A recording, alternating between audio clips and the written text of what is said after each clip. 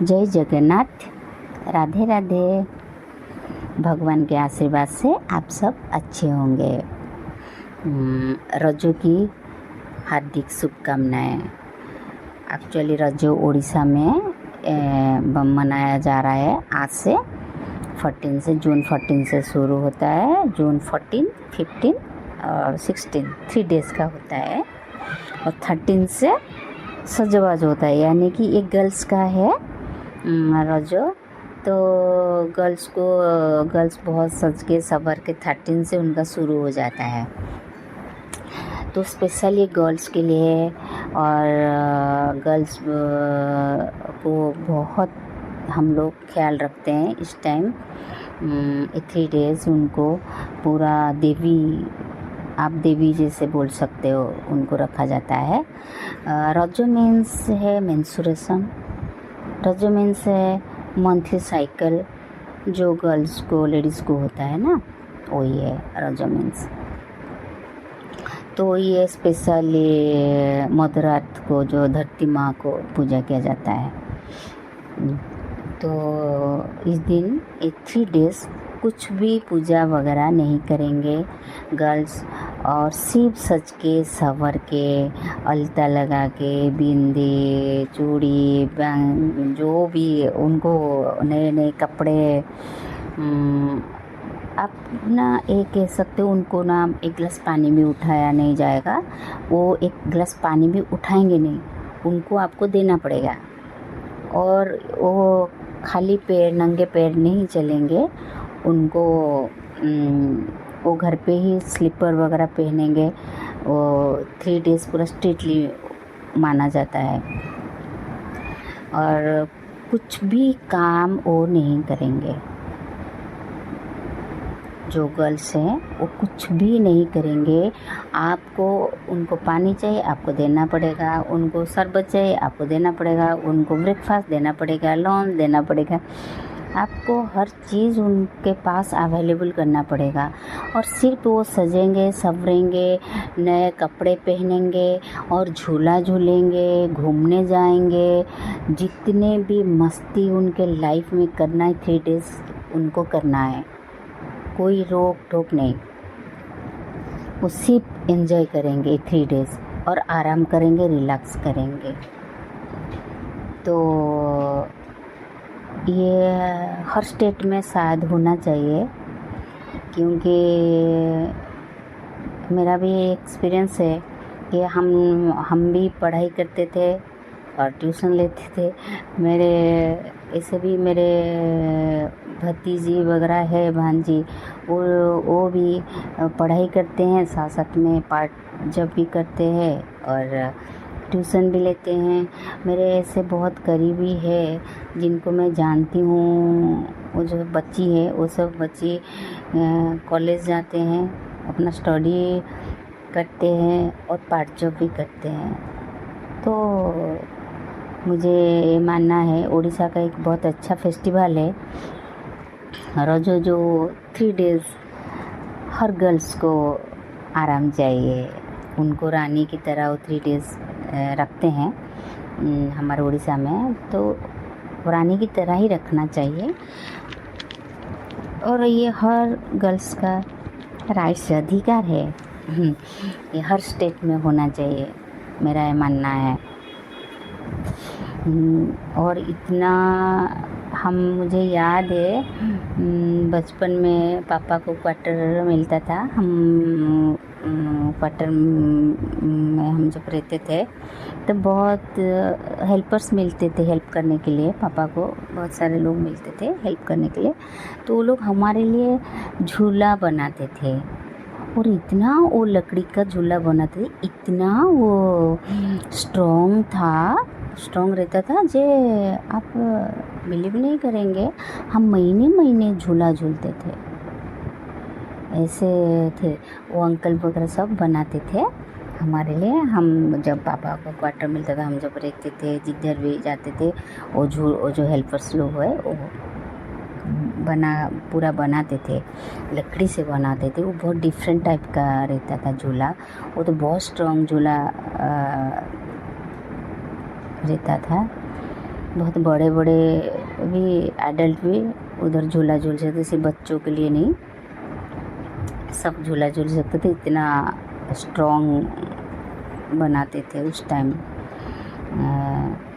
तो मुझे वो अंकल की याद आ रही है आज। और जो अंकल थे वो हमें झूला झूलाते थे और अपने घर में लेके जाते थे, मेरी बहू को यानी मेरी मदर को बोल के कि मैं लेके जाता हूँ, हमारे इधर भी बहुत झूला लगा है, तो उनको उनके इधर लेके जाते थे और हमें गोदी करके लेके जाते, हम छोटे बच्चे थे उस टाइम, तो हमें गोदी करके लेके जाते थे।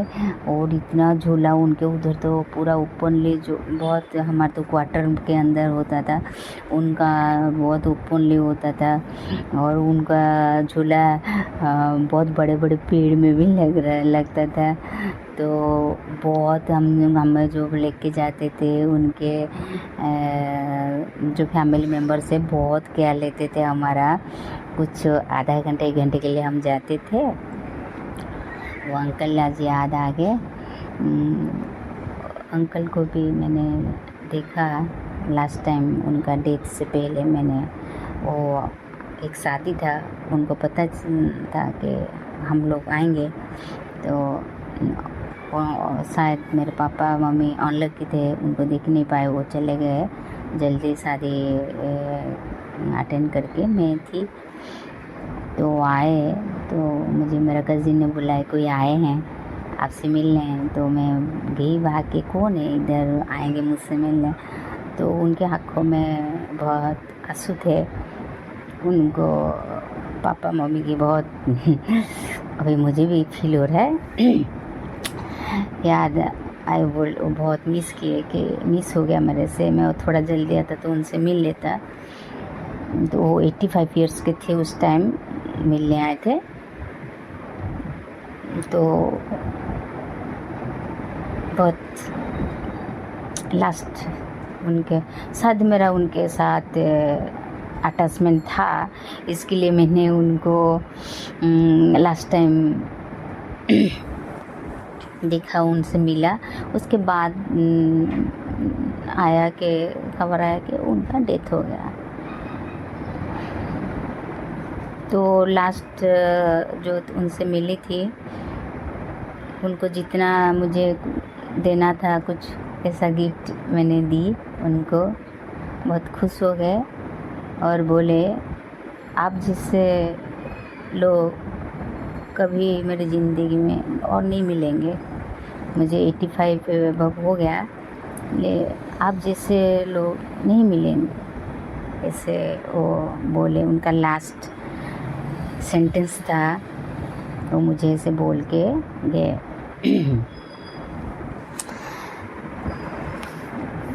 ठीक है, आप मुझे लगता है कि थोड़ा इमोशनल हो गई, सॉरी। मुझे लगता है कि हर गर्ल्स को और लेडीज़ को थोड़ा आराम चाहिए 3 डेज़। इसके लिए उड़ीसा में रजो बनाते हैं और बहुत झूला झूलते हैं, बहुत सारे स्वीट्स बनता है, काकरा पिठा बनता है, स्पेशल पान दिया जाता है गर्ल्स को। कुछ खाने के बाद उनको ऑफ़र किया जाता है पान। और पोड़ो पिठा बोलते हैं, आप उसको सर्च कर सकते हैं, आपको मिल जाएगा।